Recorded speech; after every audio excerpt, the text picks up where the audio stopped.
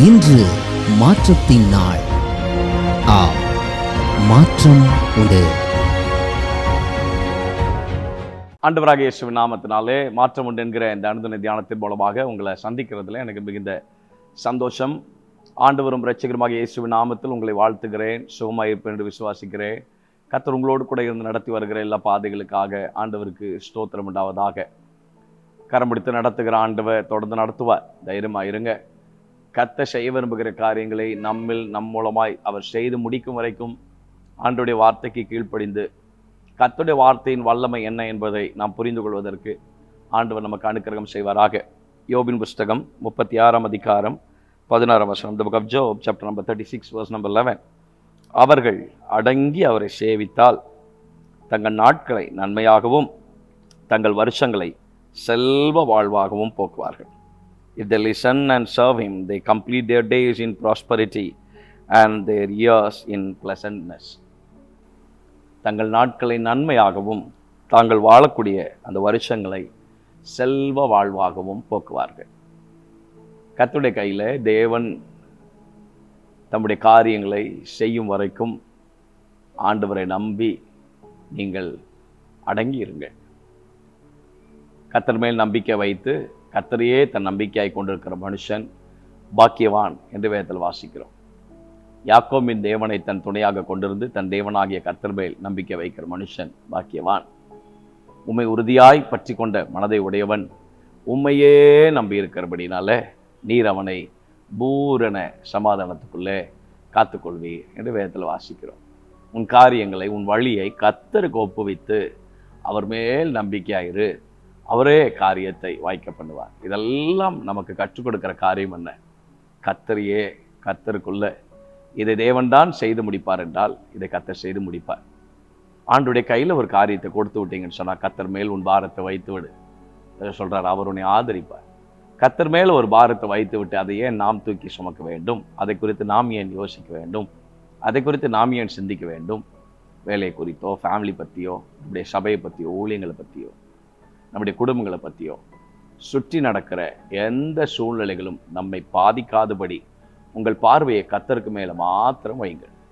சுற்றி எல்லாரும் நம்மை புகழ்ந்து பாடுவார்கள் என்கிற எதிர்பார்ப்பை விட்டுவிட்டு கர்த்தரிடத்திலிருந்து என்ன பதில் வருகிறது என்பதை மாத்திரம் பாருங்கள். நீங்கள் யார் என்பது தேவனுக்கு தெரியும். உங்களுடைய சூழ்நிலை என்ன என்பது ஆண்டவருக்கு தெரியும். உங்களுடைய வாழ்க்கை என்ன என்பது ஆண்டவருக்கு தெரியும். உங்களை அழைக்கப்பட்ட நோக்கம் என்ன என்பது கர்த்தருக்கு தெரியும். நீங்கள் கூட அந்த நோக்கத்தை மறந்திருக்கலாம், ஆனால் கர்த்தர் மறக்கவே மாட்டார். இங்கே போக்கு சொல்லலாம் இடமே இல்லை. கர்த்தர் மறக்க மாட்டார்.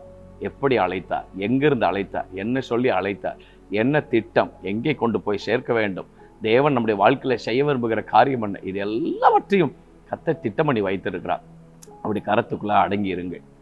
நீங்களாக சுயமாக ஒரு காரியத்தை செய்து ஓடாதிருங்கள்.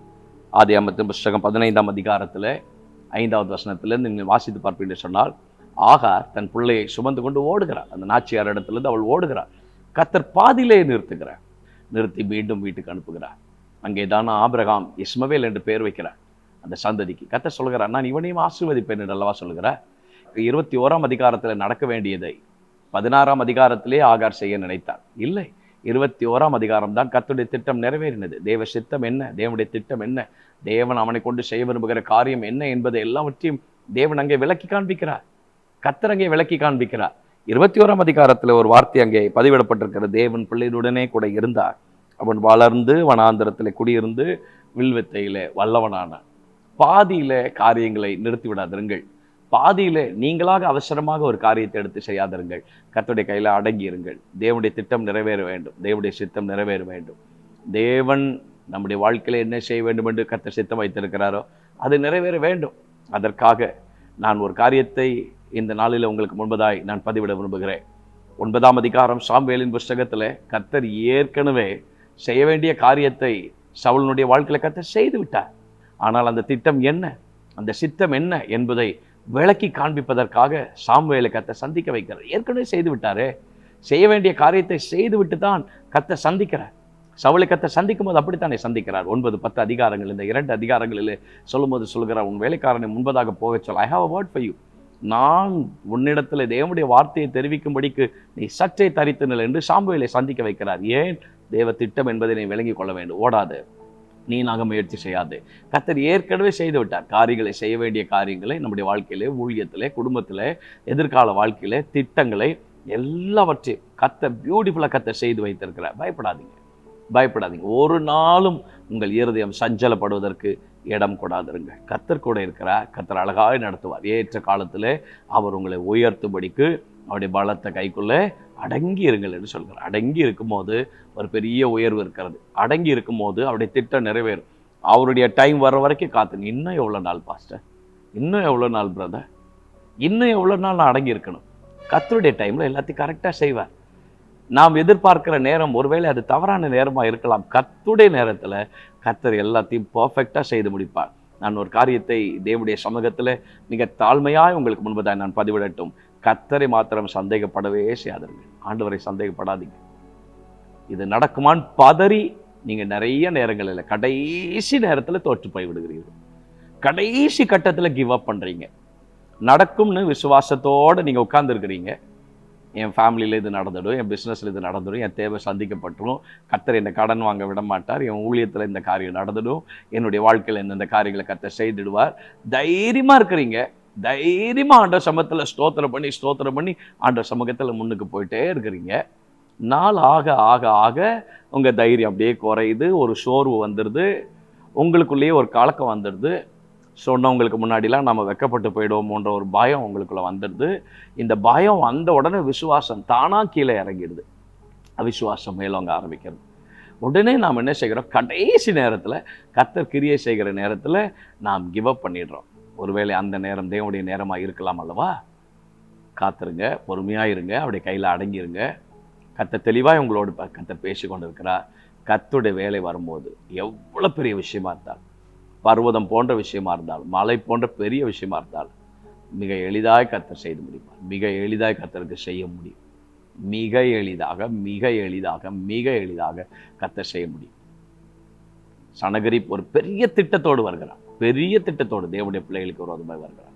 ஒரே இரவில் கர்த்தர் காரியத்தை செய்து முடித்து விட்டார். ஒரே நைட்டில் கர்த்தருடைய பிள்ளைகளுக்கு விரோதமாக, எசேக்கியாவுக்கு விரோதமாக பெரிய பிளானோடு வர்றான். ஒரு நைட்டில் கர்த்தர் காரியத்தை செய்து முடித்துக்கிட்டார். உங்களுக்கு செய்ய மாட்டாரா? உங்கள் குடும்பத்துக்கு செய்ய மாட்டாரா? உங்கள் ஊழியத்தில் செய்ய மாட்டாரா? உங்கள் வாழ்க்கைக்கு செய்ய மாட்டாரா? ஏன் பதறீங்க? ஏன் கலக்கப்படுறீங்க? ஏன் சோர்ந்து போகிறீங்க? ஏன் அங்கலாக்கிறீங்க? என்கிட்டயே பேசுன மாதிரி இருக்குது. உங்கள்கிட்ட தான் கர்த்தர் பேசுகிறாரு. உங்களை தான் கர்த்தர் தைரியப்படுத்துகிறேன். எனக்கா? ஏன் வேலையிலையா? ஏன் ஃபேமிலிக்கா? ஏன் பிஸ்னஸ்லையா? எனக்கு வர வேண்டியது இந்த வருஷம் வருமா? அந்த மாதம் வருமா? உங்களுக்கு தான் அதை செய்வார். என் எதிர்கால வாழ்க்கை கட்டப்படுமா? எனக்கெல்லாம் நன்மை நடக்குமா? நன்மை நடக்கும். நிச்சயமாய் நன்மை நடக்கும். நாசரேத்திலேருந்து நன்மை வரக்கூடுமோ? வரும். கர்த்தருடைய வேலை வரும்போது அடங்கி இருங்க, பொறுமையாக இருங்க. உங்கள் பொறுமையை பார்த்து, உங்கள் நீடிய பொறுமையை பார்த்து கர்த்தர் அதை கனப்படுத்துவார். நிச்சயமாக கனப்படுத்துவார். நிச்சயமாக கர்த்தர் உங்களை உயர்த்துவார். தேவனே, இயேசுவின் நாமத்தில் உடைய சமூகத்திலே தாழ்த்தி நாங்கள் ஜெபிக்கிறோம். ஒரே இரவில் மனுஷக திட்டங்களை கர்த்தர் தாறுமாறாக முடிய பண்ணினீர். கர்த்தாவே, தேவனுடைய பிள்ளைகளுக்கு கர்த்தர் ஆச்சரியமான காரியங்களை செய்து டெபிள்ஸோட ஸ்ட்ராட்டஜி எல்லாம் இயேசுவின் நாமத்தில் முறியடிக்கப்படட்டும். கர்த்தருடைய சமூகத்தில் காத்திருக்கிற அடங்கி இருக்கிற பிள்ளைகளுக்கு நன்மையினால் திருப்தியாக்கும் ஆச்சரியமான காரியங்களை கர்த்தர் வாய்க்கப்படும். தேவனுடைய நன்மைகளும் கிருபைகளும் மேன்மைகளும் உடைய பிள்ளைகளோடு கூட என்னாலும் எப்போதும் தங்கி இருக்கும்படியாக நாங்கள் ஜெபிக்கிறோம். இயேசுவின் நாமத்தில் ஜெபிக்கிறோம் நல்ல பிதாவே. ஆமென். God bless you. God will be with you. தைரியமாக இருங்க. ஆமென்.